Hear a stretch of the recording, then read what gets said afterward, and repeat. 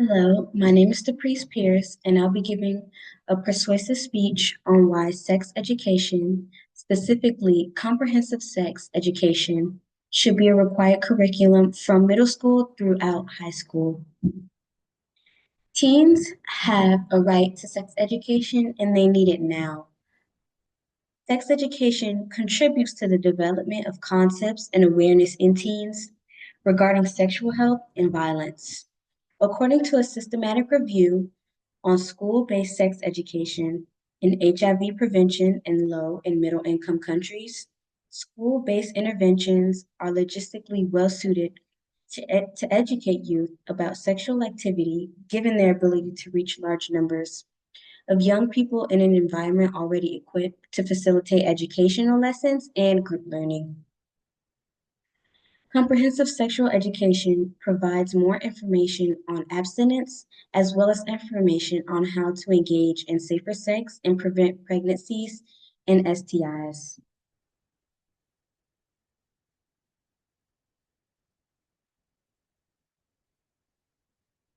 Sex education is needed because middle and high school is usually when puberty begins. It's only logical those physical and hormonal changes are explained so that teens have a general understanding of how the human body works. General lack of awareness can be a factor of teen pregnancy, STDs, and STIs in adolescents. According to Acema, Emanuel, and Moses, 2015, the underlying factors of the high adolescence pregnancy rate incorporates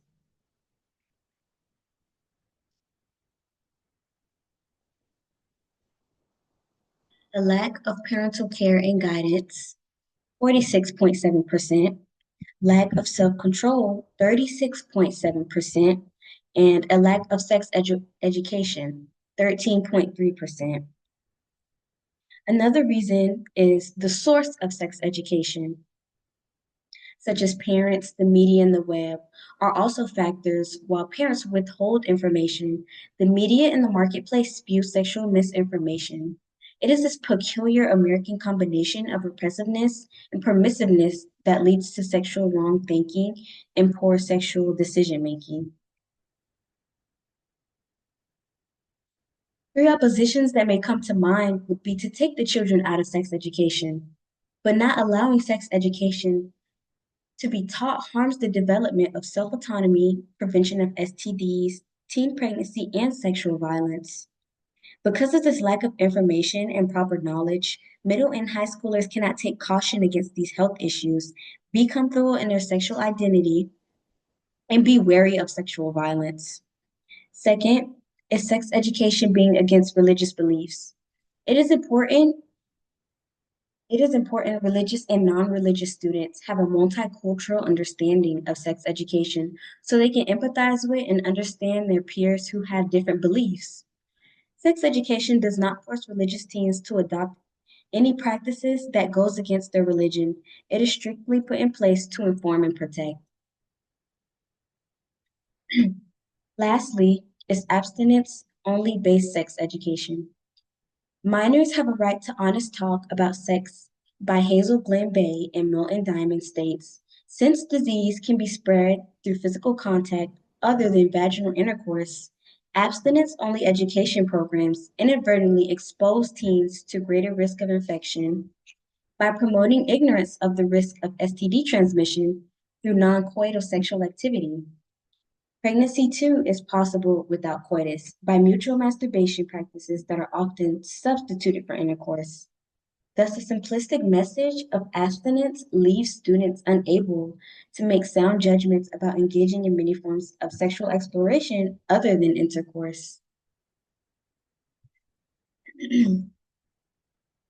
The solutions presented are one, making sex education a required course, two, forms and meanings explaining to parents and students the material of the course, its purpose, and ensuring that no one will be forced to do anything they are not comfortable with.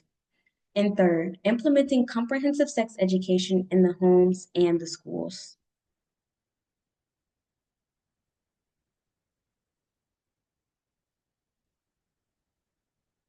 Three benefits of these solutions are teens will have a better relationship with the topic of sex because they understand the function of the human body is natural.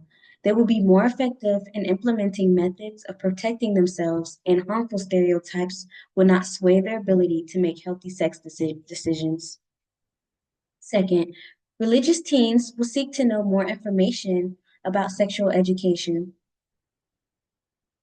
A study in preferences towards sex education and information from religiously diverse sample of young people by Lester Coleman found the largest group of religious people seeking to know more about sex education was Christians, 34%, next Muslims, 24%, following Hindus, 21%, don't believe, 15%, and other, 7%. Thirdly, teens will be appropriately informed on the various methods of preventing sexual health issues and how to deal with them. And lastly, one thing that I ask of my audience is when explaining the eclectic topic of sex education is that you use the correct terminology and honest information. That is all for today. Thank you for listening to my speech.